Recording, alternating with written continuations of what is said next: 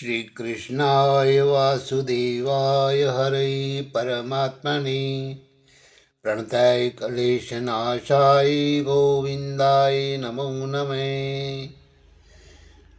भगवान विष्णु जी ने नारद जी से कहा कि हे नारद जी, श्रीमद् भगवत गीता का इतना महत्व है कि मैं तो उसी के आश्रय में रहकर ही इस सारे संसार की संरचना करता हूँ, उनका संचालन करता हूँ। तो हे नारद, जो कोई मेरे इस पवित्र ग्रंथ को पठन करता है या सुनता है तो वे मनुष्य भी सुखपूर्वक जीता हुआ अंत समय में मेरे परम धाम को प्राप्त होता है। यदि कोई भगत भगवत गीता को निष्ठा तथा गंभीरता के साथ पढ़ता है तो भगवान की कृपा से उसके सारे पूर्व दुष्कर्मों के फलों का उस पर कोई प्रभाव नहीं पड़ता। सर्वधर्मान् परित्यज्य मामेकं शरणं व्रज अहं त्वा सर्वपापेभ्यो मोक्षयिष्यामि मा शुचः। सब धर्मों को त्याग कर एकमात्र मेरी शरण में आओ, मैं तुम्हें समस्त पापों से मुक्त कर दूंगा। तुम डरो मत। इस प्रकार अपनी शरण में आए हुए भगत का पूरा उत्तरदायित्व भगवान अपने ऊपर ले लेते हैं और उसके समस्त पापों को क्षमा कर देते हैं। मलिनी मोचनम पुंसाम जल संस्नानम दिने दिने सकृद गीतामृत स्नानम संसार मलनाशनम।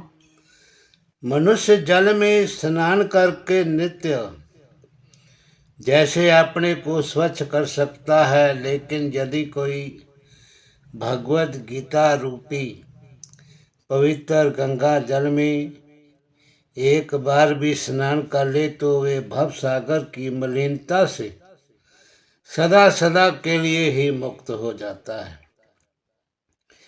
क्योंकि भगवत गीता भगवान श्री विष्णु जी से मुख से निकली है, अतएव किसी को अन्य वैदिक साहित्य पढ़ने की आवश्यकता ही नहीं रहती। उसे केवल भगवत गीता जी का ध्यान पूर्वक तथा मनोयोग से श्रवण एवं पठन जो है करना चाहिए, तो जिससे कि भगवान श्री कृष्ण जी की अपार कृपा उस पर होती है। तो वर्तमान युग में सांसारिक कामों में लोग इतने व्यस्त हैं कि उनके लिए समस्त वैदिक साहित्य का अध्ययन कर पाना संभव नहीं रह गया है। परंतु इसकी आवश्यकता भी नहीं है। केवल एक पुस्तक भगवत गीता ही काफ़ी है, क्योंकि ये समस्त वैदिक ग्रंथों का सार है और इसका प्रवचन भगवान ने किया है।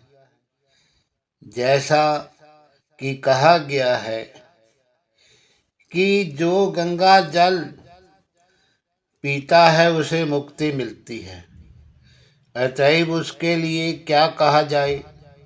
जो भगवत गीता का अमृतपान करता हो, तो भगवत गीता महाभारत का अमृत है और इसे भगवान श्री कृष्ण जी ने सुनाया है। तो भगवत गीता भगवान के मुख से निकली है, गंगा भगवान के चरण कमलों से निकली है। तो निस्संदेह भगवान के मुख तथा चरणों में कोई अंतर नहीं है, लेकिन निष्पक्ष अध्ययन से हम पाएंगे कि भगवत गीता गंगा जल की अपेक्षा अधिक महत्वपूर्ण है। तो श्री गीतोपनिषद भगवत गीता जो समस्त उपनिषदों का सार है, गाय के तुल्य है और ग्वाल बाल के रूप में विख्यात भगवान श्री कृष्ण इस गाय को दूह रहे हैं। अर्जुन बछड़े के समान है और सारे विद्वान तथा शुद्ध भगवत गीता के अमृत में दूध का पान करने वाले हैं। तो आज के युग में लोग एक शास्त्र, एक ईश्वर, एक धर्म तथा एक प्रवृत्ति के लिए अत्यंत उत्सुक हैं। तो इसलिए गीता जी में बताए हुए महामंत्र का संकीर्तन भी करना चाहिए। हरे कृष्ण कृष्ण कृष्ण हरे हरे, हरे राम राम राम हरे हरे, हरे कृष्ण कृष्ण कृष्ण हरे हरे, हरे राम राम राम हरे हरे। और एक ही कार्य हो, भगवान की सेवा, मंत्र जप और गीता जी का पठन, तो जिससे कि इस मनुष्य का कल्याण होवे और अंत समय में वे भगवान विष्णु जी के वैकुंठ लोक को जाकर के प्राप्त करें। तो भक्तों, अब मैं आपसे श्री मद भगवत गीता जी के 14वें अध्याय का जो पाठ है आपको सुनाता हूँ। सो आप श्रद्धा भक्ति पूर्वक इस पाठ को सुने। श्री भगवान जी ने कहा, अब मैं तुमको ज्ञानों में श्रेष्ठ ज्ञान हे अर्जुन बताता हूँ, जिसके जानने से सारे मुनि जन मोक्ष रूप परम सिद्धि को प्राप्त हुए हैं। इस ज्ञान की सहायता से मेरे स्वरूप को प्राप्त हुए लोग सृष्टि के समय जन्मते नहीं, प्रलय काल में कष्ट नहीं पाते। प्रलय काल में कष्ट नहीं पाते हैं भारत। परम ब्रह्म मेरी योनि है, मैं उसमें गर्भ को रखता हूँ और उसमें भूतों की उत्पत्ति होती है। हे कौन्तेय, सब गर्भों में जो मूर्तियाँ उत्पन्न होती हैं उनका उत्पत्ति स्थान प्रकृति है और मैं बीज देने वाला पितर हूँ। हे महाभाव, प्रकृति से उत्पन्न सत्व, रज और तम तीनों गुण देह में रहने वाले निर्विकार आत्मा को बांध लेते हैं। हे अनग, इनमें सत्व निर्मल होने के कारण प्रकाश और निरुपद्रव है, जो प्राणी को सुख और ज्ञान से बांधता है। हे कौन्तेय, रागात्मक रजोगुण से तृष्णा और आसक्ति पैदा होती है, जो प्राणी को कर्म के साथ बांधती है। तमोगुण की उत्पत्ति अज्ञान से है, ये भ्रम आलस निद्रा से प्राणी को बांधता है, मोह में फंसाता है। सत्व सुख उत्पन्न करता है, राज्य कर्म पैदा करता है। तम सब ज्ञानों को ढककर प्रमाद पैदा करता है। सत्व राज और तम को दबाकर बढ़ता है। इस प्रकार राज सत्व और तम को और तम सत्व और रज को दबाकर बढ़ना चाहता है। शरीर में इंद्रियों द्वारा जब ज्ञान का प्रकाश उत्पन्न हो तब समझो कि सत्व गुण की विशेष वृद्धि हुई है। हे भारत, रजोगुण की वृद्धि से लोभ, कर्मों में प्रवृत्ति, कर्मों का आरंभ, अशांति और इच्छा उत्पन्न होती है। हे करुण नंदन, तमोगुण की प्रबलता में अविवेक, प्रमाद और मोह ये सब होते हैं। जब शरीर में सत्व गुण के उदय में मृत्यु होती है तो वे ज्ञानियों के प्रकाश में लोक को पाता है। तमोगुण के उदय में मरकर कर्मों में आसक्त मनुष्यों में जन्म पाता है। तमोगुणों के उदय में मरा हुआ मूढ़ योनि में जन्म पाता है। सात्विक पुण्य कर्म का फल भी कलंक रहित होता है। राजस कर्म का फल दुख तथा तामस कर्म का फल अज्ञान है। सत्व से ज्ञान पैदा होता है, रज से लोभ और तम से प्रमाद मोह अज्ञान की उत्पत्ति होती है। सात्विक पुरुष को उत्तम, राजस को मध्यम, अधम को तामसी लोगों को नीच गति मिलती है। दृष्टा गुणों से अलग अर्थात निर्गुण साक्षी मात्र आत्मा को जान लेता है, वे मेरे रूप को प्राप्त होता है। जो शरीर में पैदा होने वाले सत्व रज तम इन तीनों गुणों को जान लेता है, वे जन्म मृत्यु बुढ़ापा वे रोग से छुटकर मुक्ति पाता है। अर्जुन ने पूछा, हे प्रभु, कैसे मालूम हो कि अमुक मनुष्य से तीनों गुणों को पार किया? किन उपायों से वे इन तीनों गुणों को छोड़ता है? श्री कृष्ण बोले, हे पांडव, प्रकाश, प्रवृत्ति और मोह न होने से जो दुखित हो और निवृत्त होने में उनकी इच्छा न करे, उदासीन मनुष्य के बराबर जिसे सुख दुख समान है और गुणों के कर्म होते ही रहते हैं, ये जानकर जो निश्चिंत रहता है, कभी विचलित नहीं होता, जिसको दुख सुख और मिट्टी पत्थर स्वर्ण, प्रिय और अप्रिय, बुराई तथा भलाई समान है, जो धीर है, जिसने सब बखेड़े छोड़ दिए हैं, उसे गुणातीत कहते हैं।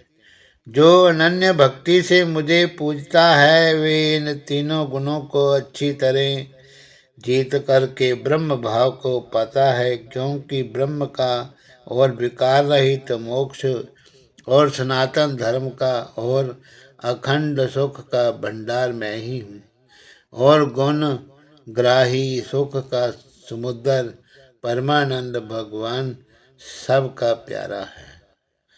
श्रीमद् भगवत गीता सुपनिषत्सु सुब्रह्म विद्यायां योगशास्त्रे श्री कृष्णार्जुन संवादे गुणत्रय विभाग भाग योगो नामक चतुर्दशोध्याय। श्री नारायण जी बोले, हे लक्ष्मी जी, उत्तर दिशा में कश्मीर के सरस्वती क्षेत्र में एक विद्वान ब्रह्म रहता था। वहाँ के राजा सूर्यवर्मा की संगल द्वीप के साथ मित्रता थी।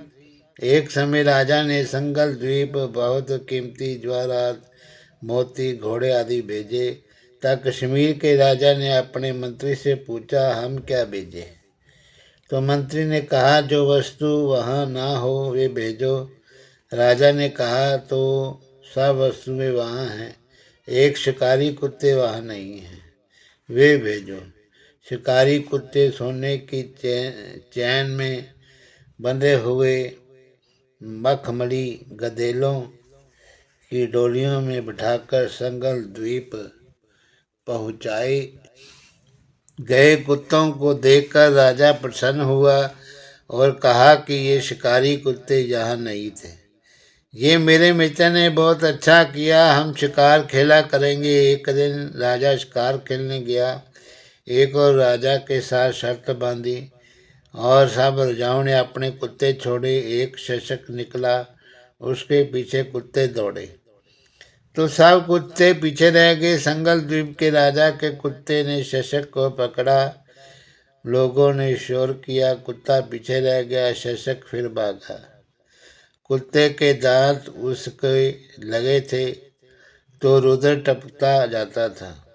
भागते भागते वन में एक कच्चा तालाब पानी से भरा मिला।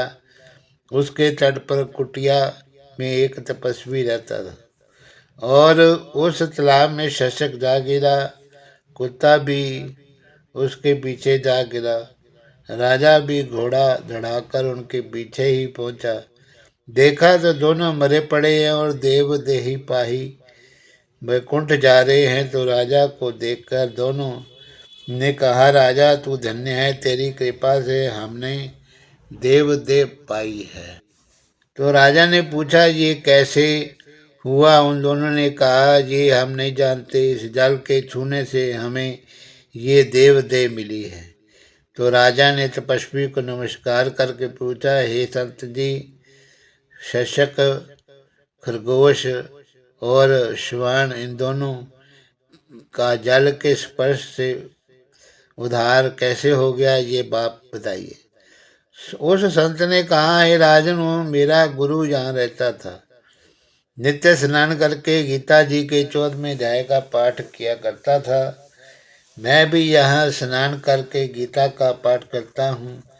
तो राजा ने कहा, धन्य हो संत जी, आपके प्रभाव से ही ऐसी योनियों का आधार हुआ। मेरा भी धन्य भाग्य है जो आपका दर्शन हुआ। संत ने कहा, हे राजा, ये शशक पिछले जन्म का ब्राह्मण था।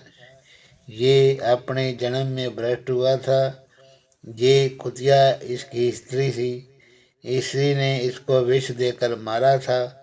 जब यमलोक को गए तो तब धर्मराज ने आज्ञा दी कि इसको सरसा का जन्म दो और इसको कुत्ते का जन्म दो। तब इन दोनों ने प्रार्थना की कि हमारा उद्धार कब होगा। तब धर्मराज ने कहा कि जब गीता के 14वें अध्याय के पाठ करने वाले संतों के स्थान का जल स्पर्श होगा तब तुम्हारा उद्धार होगा। इतना सुन राजा ने भी घर आकर गीता का पाठ करना और अंत समय वैकुंठ को गया। उन दोनों का धर्मराज के घर पर उद्धार हुआ है। हरि ओम तत्सत। नमो।